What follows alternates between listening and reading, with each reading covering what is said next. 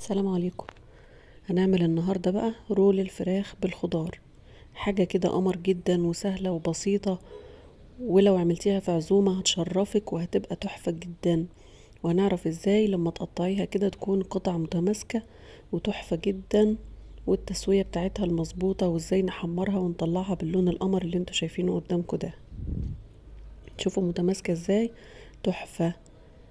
نغير بقى كده البانيه والكفتة ونيجي نعمل رول الفراخ بالخضار. اول حاجة هنجهزها الحشوة بتاعتنا، اللي هي انا عملت بطاطس مكعبات وجزر مكعبات وبسلة، سواء بقى متفرزنة او طازة مش هتفرق كتير.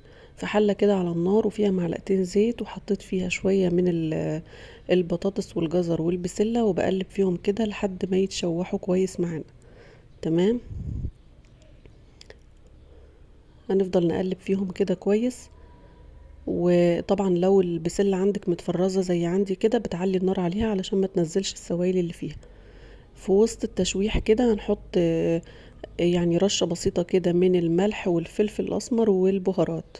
تمام. وهنديها تقليبة كده ونسيبها تتشوح كويس، وبعد كده هنركنها على جنب تبرد خالص على ما نجهز الفراخ بتاعتنا. تمام كده.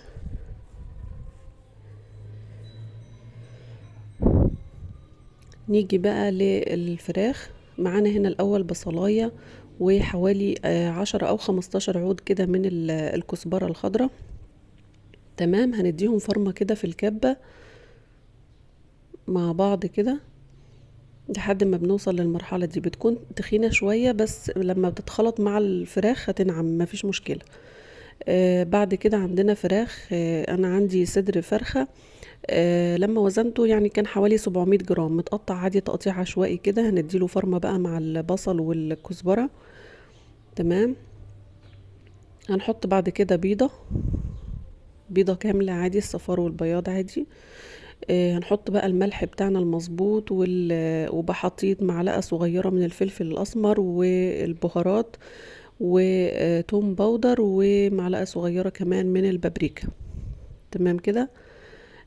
هنحط كمان معلقتين من الصويا صوص ومعلقتين من دبس الرمان، ودول اختياري. لو مش متوفرين خلاص تمام، مفيش اي مشكلة.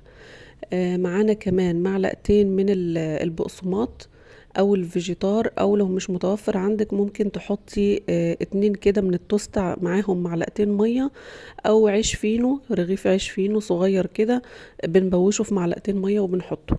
تمام. نديهم فرمة بقى حلوة كده. ودي بتكون العجينة بتاعتنا. هنفرد بعد كده استرتش كده على الرخامة ونفضي فيه العجينة اللي هي الفراخ يعني. تمام. هنفرده بقى كده ونبل ايدينا، نحط جنبنا كده طبق ميه نبل ايدينا منه علشان بس الفراخ ما تلزقش في ايدينا. هنفرده كده على الاسترتش بشكل مستطيل زي ما انتوا شايفين كده. وكل ما كانت الحروف بتاعته متساوية كل ما الرول هيطلع معانا كويس. يعني حاولي بقدر الامكان تعمليه الحروف بتاعته تكون متساوية كده، ما يبقاش بشكل مفشكل يعني. تمام زي ما انتوا شايفين كده. السمك بتاعه ده بقى حسب ما انت عايزة. السمك بتاع الطبقة بتاعة الفراخ على حسب ما انت عايزة، يعني مش سميك ومش رفيع قوي. تمام كده. انا هنا بقى ما عملتش اي حاجة غير اني لفيت بس الاسترتش كده علشان ابين لكم بس الحشوة وانا بحطها. بعد ما الحشوة كانت بردت بقى خالص كده ببدأ افردها على الفراخ. عايزه اقول لكم ان انتوا مش شرط ان انتوا تستخدموا بسله وجزر وبطاطس، ممكن تستخدمي كوسه، ممكن تستخدمي جبن، ممكن كمان تستخدمي بيض مسلوق. يعني على حسب اللي يريحك. شوفي انت بتحبي ايه وحطيه في الحشو. تمام. بنفرد بقى الحشوة كده، مش بنجمعها في مكان واحد علشان لما نلف الرول يطلع لك بعد كده متفرق كده في اللفة. تمام، مش مكوم يعني في مكان واحد. هنبدأ بقى نمسك حرف الاسترتش كده ونبدأ ان احنا نلف الرول كده بالراحة. تمام. ونخلي بالنا نحاول نفرغ الهواء منه علشان بعد كده لما يستوي ما يطلعش فيه حتت مفرغة. تمام. انا كده خدت الطرف التاني، بحاول ان انا الزقه في الرول كده من قدام، وتضغطي عليه كده علشان نحاول نعمله يعني شكل اسطوانة كده، وبالرول كده من قدام ومن ورا. تمام. هبدأ بقى الفه كده في الاسترتش، نلفه كامل كده في الاسترتش، ونحاول ان احنا واحنا بنلف نسويه علشان زي ما قلت لكم نفرغ الهواء منه. شوفوا هنزق بقى من الطرف كده زي ما انتوا شايفين كده، ونلويها كده من الطروف. تمام. وانا بعمل كده، شوفوا وانا بعمل الطرف التاني كده، لاحظت ان في هوا موجود جوه. تمام. فايه نفك بقى ايه الطرف، فكيته اهو علشان نفرغ بس الهوا.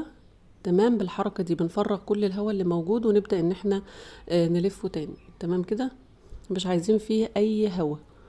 بعد كده هنجيب قطعة كده من الفويل، ونحط فيها الرول بتاع الفراخ، ونبدأ ان احنا هنلفها كويس كده بالاسترتش بتاعها زي ما هي كده. تمام. هنلفها كويس خالص، ونقفلها برضو، ونحاول ان احنا ايه نكمرها كده كويس علشان لما نيجي نسلقها ما يدخلش فيها اي مية او اي سوائل تدخل جوه، هتبوظ الدنيا خالص. هنلفها بس من الطروف كده زي ما انتوا شايفين. وبيكون عندنا بقى في حلة او صينية او طاسة على النار، زي على حسب الكمية اللي انت عاملاها وحسب طول الرول بتاعك. هنحطها بقى كده تتسلق، مش هنحط في الصينية ولا ملح ولا ورق لورا ولا بهارات ولا اي حاجة.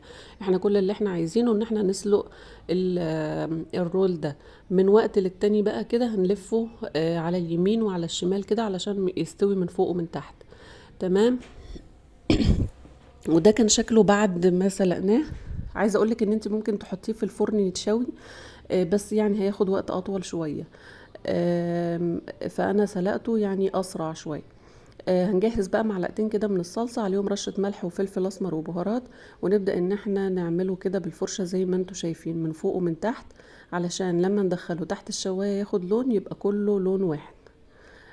صينية بقى تانية كده، ونفردها بورق الفويل، وهنحط عليها رول الفراخ، ونعمل زي ما انتوا شايفين كده بمعلقتين الصلصة